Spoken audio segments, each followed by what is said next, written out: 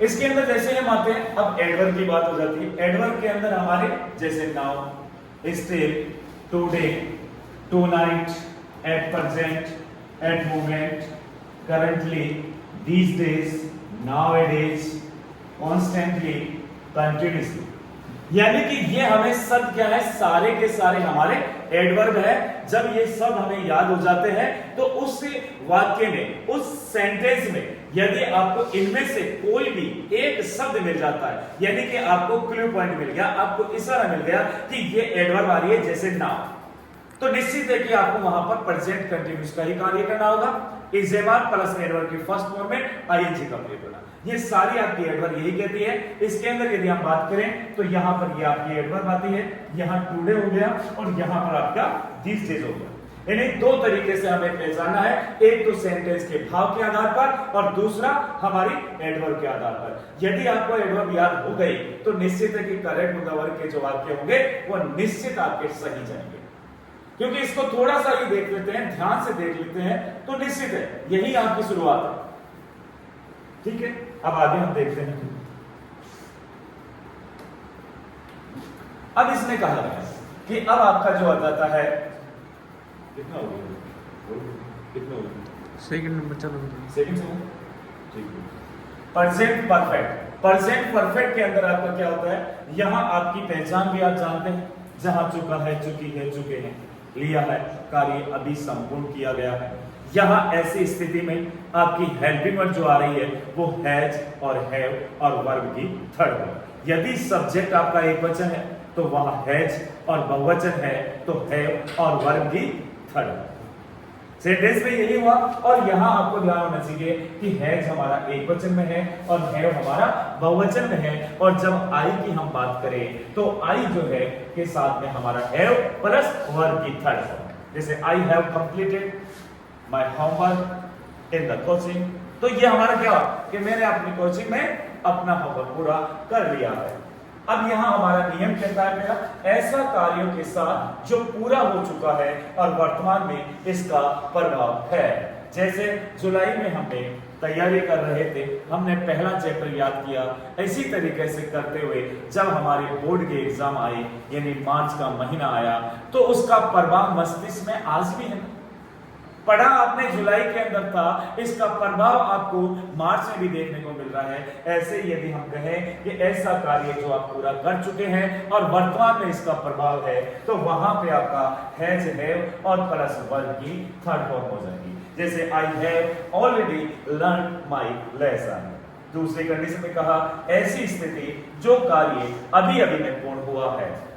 The bus has just arrived, यानी कि just ऐसे आपका एडवर्ब भी हो गया और कार्य के भाव को देखते हैं, यानी कि बस अभी अभी बस स्टैंड पर आ पहुंची है या अभी अभी बस जो है जा चुकी है, या हम कह सकें कि अभी अभी सर निकल चुके हैं। इट मींस आपका यहां पर हैज हैव और वर्ब की थर्ड फॉर्म का प्रयोग किया है।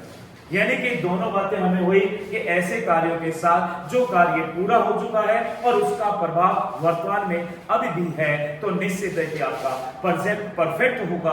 और यदि हम बात करें दूसरे नियम पर तो ऐसी स्थिति में जो कार्य अभी अभी में पूर्ण किया है तो वहां पर भी हैज हैव प्लस वर्ब की थर्ड फॉर्म का प्रयोग करते हैं। आगे की हम तरफ देखते हैं।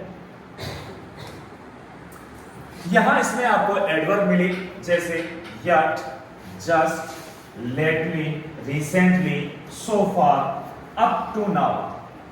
एक ही वर्ड है just now, क्योंकि वहां दोनों में अलग है just और now। ये आप ध्यान रखें, ये just now आ रहा है, till now, this year, ever, this morning। यदि इनमें से आपको वर्ड है तो निश्चित ये माने कि आपको यहां पर प्रयोग किसका करना है।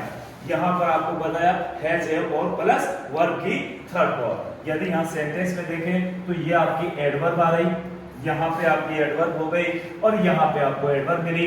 लेकिन ये दोनों सेंटेंस पॉजिटिव मिले, लेकिन यहां आपको नेगेटिव सेंटेंस मिला। तो हमें नेगेटिव का नेगेटिव के रूप में कार्य करना है और पॉजिटिव है तो पॉजिटिव में काम करना है। सब्जेक्ट हमारा सी है और सी हमारा एक वचन है और एक वचन के कारण हमारा हैज टेक की थर्ड फॉर्म आपकी हो जाती है टेकन।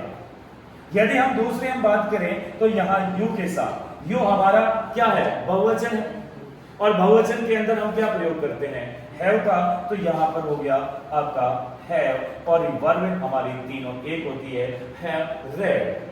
और तीसरा जैसे रवि, अब यहाँ पर क्या होगा, हमारा एक वचन है तो यहाँ हमारा हुआ हैज नॉट रिटर्न, क्योंकि ये सेंटेंस हमारा नेगेटिव में चला गया। यही तो हमने किया, ऐसा ही मैं उसकी बात कर रहा हूं कि आपके प्रेजेंट इंडेफिनिट हो, चाहे प्रेजेंट कंटिन्यूस हो, या प्रेजेंट परफेक्ट हो, या प्रेजेंट परफेक्ट कंटिन्यूस हो। ठीक है, अब इसके बाद में हमारा जो नेक्स्ट सेंटेंस आ जाते हैं, इसने कहा कि present perfect continuous. Present perfect continuous में आपकी हेल्पिंग वर्ब हैज बीन और हैव बीन और मेन वर्ब के फर्स्ट फॉर्म में आईएनजी का प्रयोग, लेकिन सेंटेंस में आपको यह भी देखना है कि सिंस और फॉर का प्रयोग है या नहीं। ये भी आप सेंटेंस में देखें तो यहां पे ऐसा कार्य जो भूतकाल में शुरू हो और अभी भी जारी है, यानी कि पहले से वो है और अभी भी वो कंटिन्यूटी में है, तो आपको क्या करना है, प्रेजेंट परफेक्ट कंटिन्यूस का कार्य आपको करना है। उसके हेल्पिंग वर्ब है the scientist have been experimenting unceasingly for 18 hour. Unceasingly यानी निरंतर या लगातार जो है वो एक्सपेरिमेंट कर रहा है लगभग आपके 18 घंटों से।